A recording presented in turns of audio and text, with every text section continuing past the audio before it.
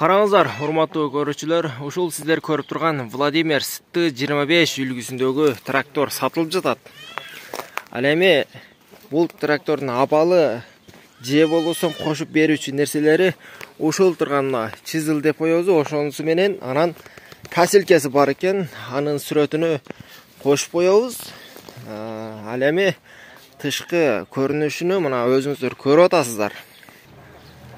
Ал эми абалыны болсо өзүңүздөр телефон номер турат экранда, ошол номерге звонок кылып, ээси менен сүйлөшүп, толугураак маалымат алсаңыздар болот.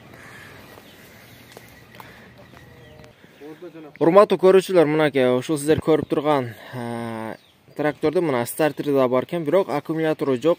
Аккумулятор койсо ордунда жанат дейт, моторлору жасалган. Анча-мынча майда-чүйдө ошондой бир аз иштерге мына ээси түшүп берем деп атат. Бирок баасыны айтып өтөйлү, баасыны 210 миң сом. Эң кызык жери, ал эми майда-чүйдө иштерине мына кемитти беребиз деп атат. Экрандагы номерге звонок кылып, толугураак маалымат алсаңыздар болот.